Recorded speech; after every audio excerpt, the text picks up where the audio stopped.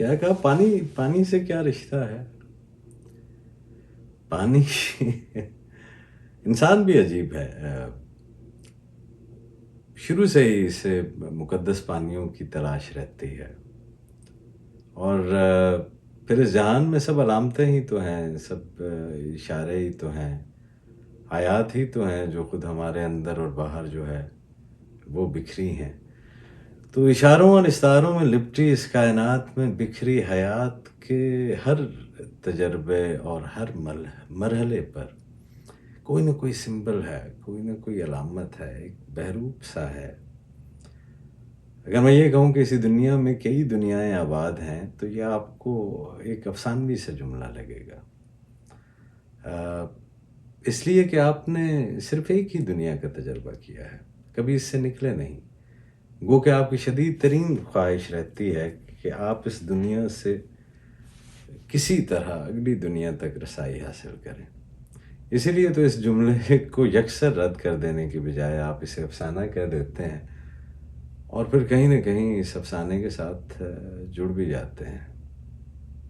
پوتر جل کی تلاش میں انسان رہتا ہے، مقدس پانی کی تلاش میں، کہیں آب حیات، کبھی آب زمزم۔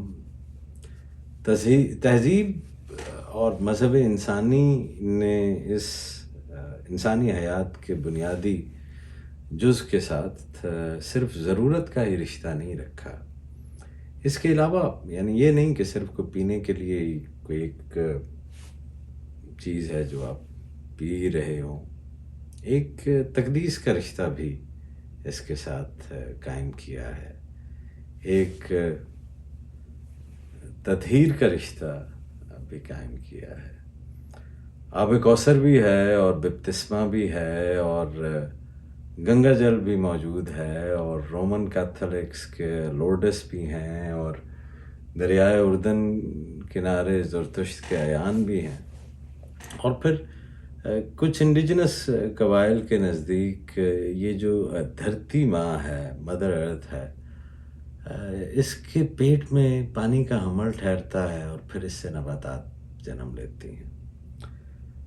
قرآن کریم میں بھی حیات کا آغاز جو ہے وہ پانی ہی بتایا جاتا ہے، اور ایک دفعہ تو پانی کے عظیم سیلاب سے یہیں اس دھرتی پر حیات جو ہے وہ اپنے انتہائی انجام کے بالکل قریب بھی پہنچی ہے۔ تو میں انسان جو میری آمد پر بھی غسل ہے، اور پھر میری رخصت پر بھی غسل ہے، اور اس کے درمیان جو ہے وہ ایک غسل کی جو ہے وہ خواہش ہی رہتی ہے، تو وہ انسان غور کرے تو ان کے اندر سب اشارے ہی ہوتے ہیں۔ ہم سب نے بھی شاید اپنا انفرادی طور پر کوئی ایک نہ ایک مقدس حوض جو ہے وہ بنایا ہوتا ہے۔ آپ بھی غور کیجئے گا، آپ کا بھی کوئی نہ کوئی مقدس حوض ضرور ہوگا جس میں اتر کر آپ اپنے آپ کو پوتر سمجھتے ہوں گے۔ ہو سکتا ہے کہ کبھی سخاوت کا حوض ہو جس میں اتر کر آپ اپنے آپ سے بخالت کی غلاظت دور کر کے پوتر دیالو بن کر باہر نکلتے ہوں۔ کبھی ممکن ہے کہ شوق کے حوض میں سر جھکائے اپنے اندر کی بے ترتیبی کو نظم دے کر صفحہ کرتاس پر کچھ تخلیق کرتے ہوں۔ یہ بھی ممکن ہے کہ کبھی اس خاموشی کی جھیل سے مقدس سروں والے نغمے باہر نکال کے لاتے ہوں۔ مجھے پانی کیوں اچھا لگتا ہے؟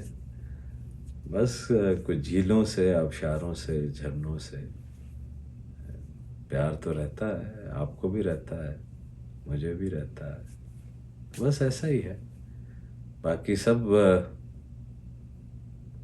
ساقی کوثر کے محتاج ہیں. اور کیا کہیں.